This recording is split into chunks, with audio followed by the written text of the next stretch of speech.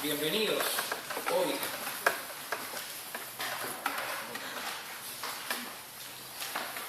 a nuestra clase.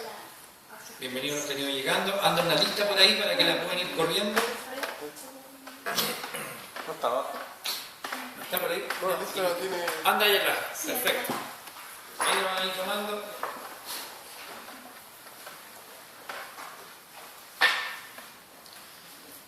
Comenzamos. ¿Por qué introducción a la Biblia? Quizá, mira, pero si yo conozco la Biblia, yo la he leído desde pequeño, soy una persona que me he criado en la iglesia, decimos no es necesario esto, pero cuando vemos hoy día la necesidad que hay de profundizar en nuestro estudio, nos damos cuenta que tenemos que sistematizar nuestro acercamiento a la Biblia, hacerlo de manera ordenada, ¿ya? Y por eso que como iglesia hemos experimentado la necesidad de partir por lo básico. Así que esta introducción a la Biblia es algo básico, ¿ya? Pero no por eso menos profundo. Vamos a tratar de sumergirnos en el texto bíblico, de ir viendo el mensaje unificador que tiene el texto bíblico desde Génesis a Apocalipsis. Y quiero comenzar leyéndoles una historia algo quizá divertida, que está en el libro que van a recibir ustedes la próxima semana, y dice así. Dice: un inspector de policía fue a visitar una escuela primaria, donde se le invitó a dar una clase bíblica. ¿Ya? Imagínense la escena, un inspector de policía, al parecer creyente, ¿cierto?, se le invita a dar una clase bíblica. Y él empieza la clase preguntando: ¿quién derribó los muros de Jericó? Y para empezar a introducir la lectura del Antiguo Testamento. Entonces hubo un largo silencio entre los niños. Nadie respondía absolutamente nada. De repente, un muchacho que se llamaba José Pérez le dice: señor, mire, yo no sé quién lo hizo, pero le aseguro que yo no fui. No tengo idea de quién fue. El policía pensó que su declaración había sido muy descarada, así que reportó el incidente al director del colegio. Después de una pausa, el director le contestó: mire señor, yo conozco a este muchacho José Pérez, y desde chico, es un chico muy honesto, así que si él dice que él no fue, él no fue. El inspector de policía estaba ya muy enojado, pues el director era descortés o muy ignorante. Decidió escribir al Departamento de Educación para presentar la queja y recibió esta respuesta: apreciable señor, lamentamos lo de las murallas de Jericó y el hecho de que nadie admita haberla provocado. Si nos envía una valoración del daño, consideraremos con cuánto podemos contribuir en relación al costo. Esta es una historia ridícula, ¿cierto? Y probablemente dice que el autor es falsa, pero nos conduce seriamente a la reflexión. Hace algunas décadas atrás, el porcentaje de niños de la iglesia que asistía a la escuela dominical era considerablemente alto. Se cree que sobre un 70-80% de los niños de nuestras iglesias asistía fielmente a la escuela dominical y manejaba un cierto concepto del Antiguo Testamento, por lo menos en el conocimiento de las historias. Hoy día, dice que este autor se hizo una encuesta en la Universidad de Oxford y la gran mayoría de los alumnos no tenía idea de las historias de la Biblia, del Antiguo Testamento y tampoco del Nuevo. Podemos decir: uy, qué lamentable, ¿verdad? Pero si trasladamos esta encuesta a nosotros, si invertimos los papeles y vemos cuánto es nuestro conocimiento bíblico, ¿cómo andaríamos, hermano? Fuera de nuestros pasajes favoritos, porque tenemos nosotros pasajes favoritos marcados, ahí en los Salmos, ¿cierto?, que nos gustan, pero dejemos eso de lado. Cuando hablamos del mensaje, el mensaje central del Pentateuco, cuando hablamos de los profetas menores, ¿cuál es el mensaje? Tenemos que admitir que no sabemos mucho y que nos quedamos un poquito colgados. Es más, yo lo he comprobado al principio acá en la iglesia, cuando a veces tenemos que buscar pasajes que están ahí medio escondidos en el Antiguo Testamento. Hermano, ya busque el libro de Sofonías. saxofonía. Y tenemos que ir rápidamente al índice, ¿cierto?, para no hacer el loco y no estar media hora buscando el libro. Entonces, la mayor parte de las escrituras para nosotros permanece como terreno desconocido. Desconocido. Y le digo, yo me digo sorprendiendo con esto, por ejemplo, un botón de muestra. ¿Tiene la Biblia que decir, algo que decir sobre las diferencias sociales, sobre la injusticia social? ¿Qué me dice usted? Sí. Tiene mucho que decir. El mensaje de los profetas va en gran parte ligado a la injusticia que se practicaba en el pueblo de Israel, que había sido normado en la ley, donde se prohibía hasta cobrar intereses a sus hermanos. Al 7º año tenía que salir la persona libre de cualquier deuda, tenía que ser perdonada, tenía que ser liberado los esclavos. Cada 7 periodos de 7 años, cada 50 años, lo que se llamaba el jubileo, se perdonaba todo. Y eso había quedado de lado en el pueblo de Israel. Y había gente trabajando de esclavos, no se pagaban los salarios, y los profetas ahí lanzan palabras terribles. Usted lee ahí a un tal profeta Amós, que inicia un capítulo diciendo: oídme ustedes, vacas de Basán. Yo no sé si hoy día comenzaría un saludo a la iglesia de esa manera. El mensaje era potente, se estaban dando cuenta de la injusticia. El hombre le estaba robando a Dios, dice en Malaquías: ustedes me están robando. Los profetas confrontaban. Y ese mensaje nosotros no lo hemos asimilado, porque sabe que, y aquí hago una tremenda autocrítica, porque he sido profesor de escuela dominical desde los 19 años. Me doy cuenta que cuando nos acercamos a los textos, o al texto de la Escritura, sobre todo cuando hablamos del Antiguo Testamento, nos acercamos a él como si fueran cuentos. Hoy día te voy a contar, hijita, la historia de David. Y David mató a Goliat con una onda. Y el niño se queda solamente con el relato, sin ver la profundidad que hay detrás de él. Entonces la gente ve estos relatos de la Biblia como cuentos. Y en segunda instancia, al trabajar con una librería cristiana, que ustedes ya saben dónde lo hago, yo hasta he recibido gente, clientes, hermanos, que llegan a la librería y me dicen: hermano, ¿tiene cuentos de la Biblia? Yo me quedo mirando y digo: no tengo. Y esos que están ahí me dicen: historias. Ah, sí, historias. Usted sabe la diferencia entre un cuento y una historia, ¿cierto? Me imagino. Pero hemos tomado la historia como cuento. ¿Y qué le enseñamos al final a nuestros hijos? ¿Y qué aprende la iglesia? Moralina. Solamente lindos relatos morales, sin ver el mensaje central, que es la salvación por la fe en Cristo Jesús y la gloria de Dios en todo el relato bíblico. Ese es el problema. Los niños conocen de José, conocen de Daniel, conocen de David, pero no tienen ni idea cómo eso importa a nuestras vidas como cristianos el día de hoy. ¿Me entienden? Entonces, este curso que estamos iniciando ahora va a ser para eso, para ver cuál es el mensaje de las Escrituras, desde Génesis hasta Apocalipsis. ¿Cuál es el panorama completo, el hilo conductor, que usted se va a dar cuenta que es impresionante cómo está conectado Génesis, Éxodo y así en adelante con todo el resto de la Escritura? Dios no dejó nada al azar. ¿Amén? Eso es solamente como una introducción. Ahora, vamos a definir algunas cosas. ¿Qué es la Biblia? Definamos qué es la Biblia. ¿Alguien me puede aquí definir? ¿Tener una definición concreta? Hermano, la Biblia es... Bueno, algunos me dirán, es... ¿Qué cosa? ¿Qué es la Biblia? La palabra de Dios. La palabra de Dios, que es la definición, ¿cierto?, que más usamos, aunque no sé si la entendemos en profundidad. Pero la Biblia es una colección variada de diferentes escritos. Contiene, ¿cuántos libros? 66 libros. ¿Escritos por cuántos autores? Casi 40. 40 autores humanos, ¿cierto?, en casi 2000 años de tiempo. En una diferencia de 2000 años se escribió toda la Biblia. Y tiene dos secciones principales, ¿cierto?, que ustedes bien conocen, que es el Antiguo Testamento y el Nuevo Testamento.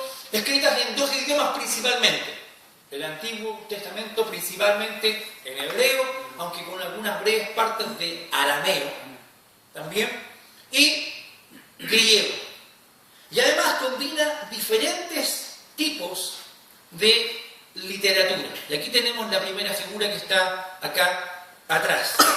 Nuestra Biblia española, la Biblia que usted tiene, que es mayormente la que ocupamos en la Reina Valera 60, y eso quiero que lo tenga meridianamente claro, la Reina Valera, por muy amada que sea nuestra traducción, no es la traducción de la Biblia, como algunos dicen, no, esta es la Biblia, hermano. Si no es Reina Valera, ahí está Satanás. No, hermano, quiero que usted se saque los lentes, los malos lentes religiosos, y veamos que la Reina Valera es quizá la traducción española más antigua, quizá la más amada por el pueblo cristiano evangélico iberoamericano, pero no es la única. Hay varias traducciones, y como estudiante de la Biblia, un breve consejo: entre más traducciones de la Biblia usted tenga, mejor. Mejor. Más se le va a ampliar el panorama, porque usted y yo somos expertos en hebreo y en griego. Así que entre más tengamos, mejor. Y aquí tenemos la división. Podemos hacer tres grandes divisiones en lo que es la Biblia. En primer lugar, ¿cierto?, los libros históricos, de Génesis a Esther. En segundo lugar, poesía. A nosotros se nos olvida este concepto. Hay libros poéticos en la Biblia, y la poesía más maravillosa está en la Biblia. De Job a Cantar de los Cantares.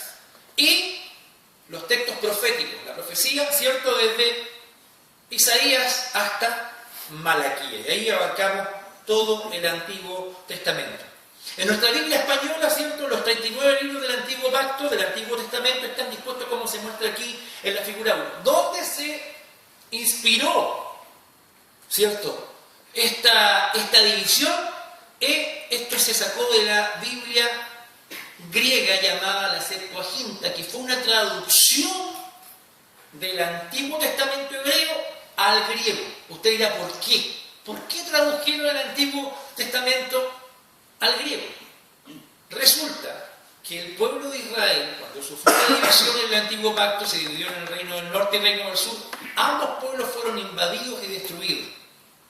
Primero, ¿cierto?, fue el reino del norte, Samaria, que cayó en el año 700 y algo, ¿cierto?, antes de Cristo, o 600 y algo, y después en el 586 cae el reino del sur, Judá, y los judíos se dispersaron por todas partes, salieron de Israel. Muchos fueron llevados al exilio, a Babilonia, y muchos salieron y se dispersaron, no quedaron en su tierra. Entonces fueron perdiendo, escuchen bien esto, fueron perdiendo su lengua materna, que era el hebreo. Y había muchos judíos que no hablaban hebreo. Y por la cultura dominante de la época, que fue el imperio que más trascendió, que fue el imperio griego, hablaban griego. Entonces, ¿cómo darles acceso a las escrituras? Bueno, se traduce del hebreo al griego. Y es una versión que dura hasta hoy, que se llama la Septuaginta, o versión de los 70. Porque cuenta la tradición que fueron 70 hombres los que la tradujeron y se demoraron 70 días. Pero eso no está comprobado por nadie. Pero es una versión que hoy día está, que si a usted le gusta aprender griego, la puede conseguir, está en Sociedad Bíblica, vale como 50.000 pesos el librito, así, impresionante. Pero es muy interesante. Esos rabinos, esos maestros, hicieron esta división: historia, poesía y profecía. ¿Ya? Pero la Biblia hebrea original, ¿alguien me puede ir a mover el PowerPoint arriba, por favor? Yo me voy para arriba. Alejandro, hacer clic nomás o en la flecha para que siga muy agradecido. En la Biblia hebrea original, que tiene solamente el Antiguo Testamento, claro está, no está esta división. No existe esta división de historia, de poesía o de profecía. Es otra la división. A ver si la puede mover ahí mi hermano Alejandro. Exacto. El Antiguo Testamento, según la Biblia hebrea, hay tres grandes divisiones que ellos tienen: la ley, los profetas y los escritos. ¿Ya? Cuando hablamos de la ley, lo que nosotros comúnmente llamamos el Pentateuco, ¿cierto? Los 5 primeros libros de la Biblia, atribuidos popularmente ¿a quién? a Moisés, claramente. Génesis, Éxodo, Levítico, Números y Deuteronomio. Esa es la primera división. La ley, los profetas. Usted se va a dar cuenta, no sé si lo ha escuchado usted, esta terminología en el Nuevo Testamento. La ley y los profetas. La ley, cuando Jesús hablaba de la ley y los profetas, estaba hablando de las Escrituras. No era solamente un dicho, se estaba refiriendo a las Escrituras. La ley, los profetas. Y aquí tenemos los profetas anteriores, que sería desde los libros de historia, desde Josué hasta Segunda de Reyes. Y los profetas posteriores, de Isaías hasta Malaquías. ¿Ya? Y los escritos. Y ahí están todo lo que llamamos textos poéticos también, los salmos, los libros de sabiduría, la historia después del exilio, ahí que está Esdras, Nehemías. Esa es la división. Como dato anecdótico, les cuento una cosa. En el Nuevo Testamento, cuando Jesús comenzó su ministerio, hay dos grupos que son bien nombrados. Usted se da cuenta que se nombra a Jesús a los fariseos y a los saduceos. ¿Lo escuchamos? Había una diferencia radical entre ellos. Y ahí esto es muy importante dentro del ministerio de Jesús y dentro del desarrollo de la iglesia primitiva. Esto es un paréntesis.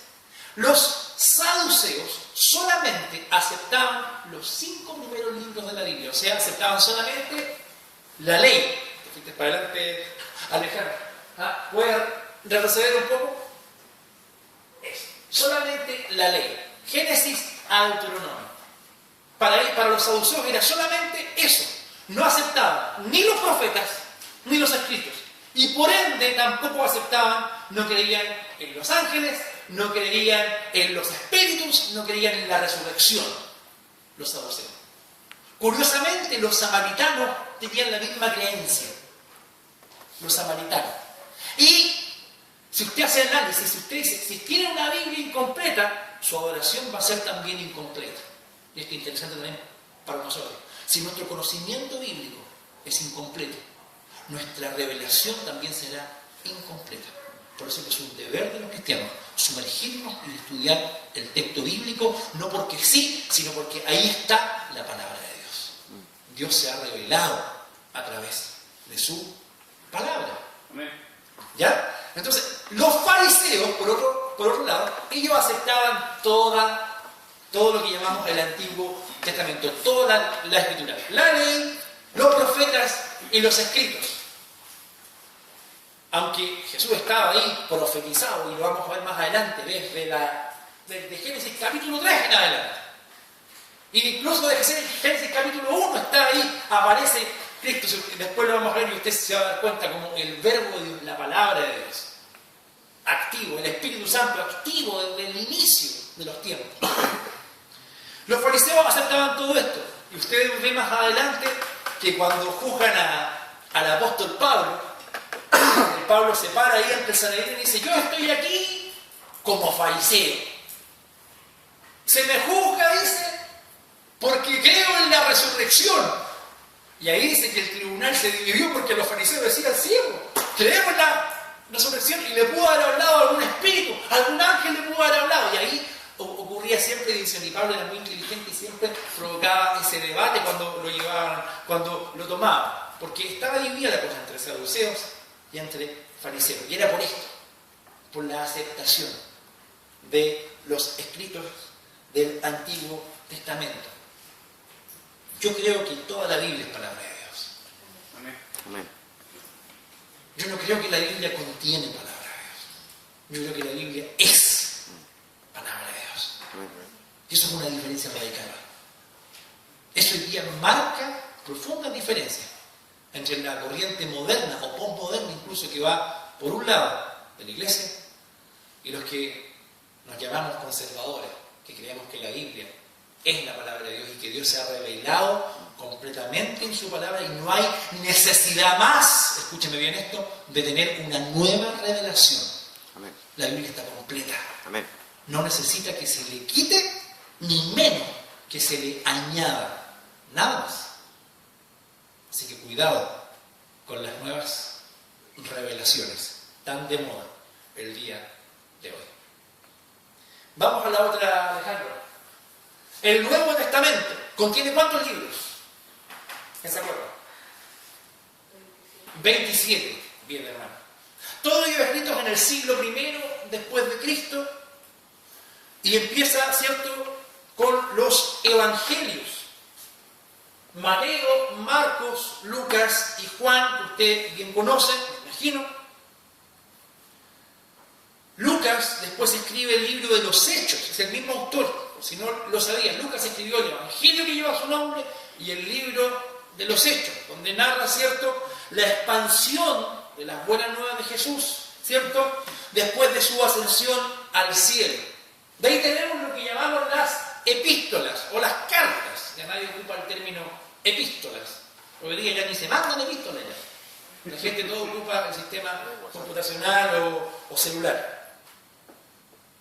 Las epístolas son cartas escritas principalmente por quienes Cristo escogió para ser sus apóstoles. Y ahí sobresale uno, es que las escribió casi todas, ¿cierto? Que es el apóstol Pablo, exactamente.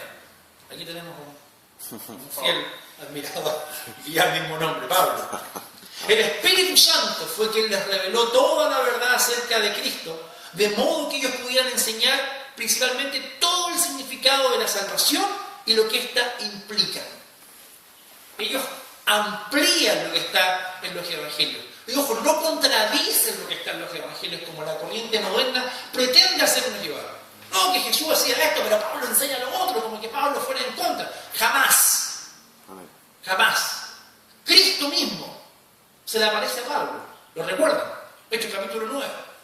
Y lo comisiona, lo manda, y se le revela de una manera impresionante. Cuando lleguemos a estudiar Romanos, usted se va a dar cuenta de lo que estamos hablando. Impresionante la revelación que tuvo este hombre y quedó plasmada para nosotros hoy, y es una tremenda bendición. Pablo escribió la mayoría de las epístolas, ¿cierto? De Romanos hasta Filemón.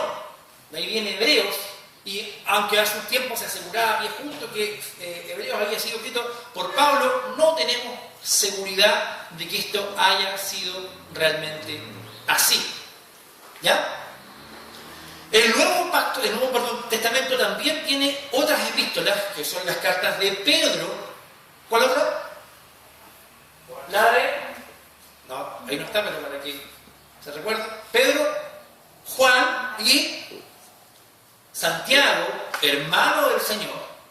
Por si no lo sabían, no fue el apóstol Santiago que escribió, fue Santiago, hermano del Señor, convertido después y llegó a ser un tremendo líder en la iglesia. Y Judas, como le dije, no se sabe quién fue el autor a los hebreos, ¿cierto?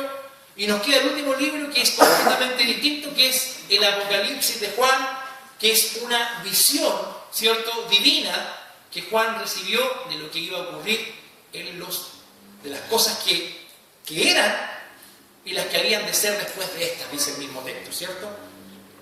La parte final de los tiempos.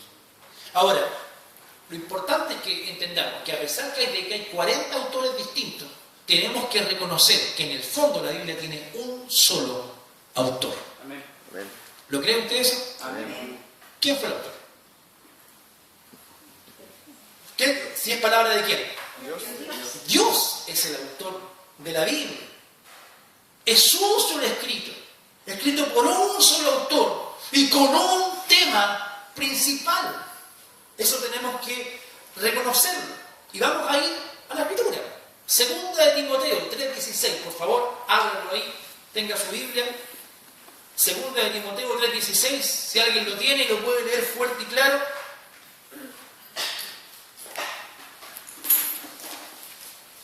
Necesito que alguien busque también 1 Corintios 14:37, otro que busque 1 Tesalonicenses 2:13 y alguien que busque 2 de Pedro 3:16.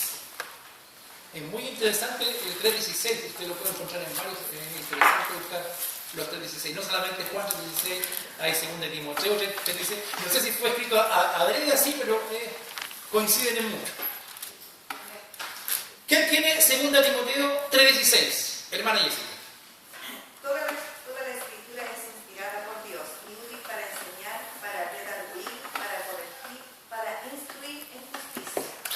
Amén. Toda la Escritura. Interesante. No dice, bueno, parte de la Escritura, casi toda la Escritura, gran parte de... No. Toda la Escritura es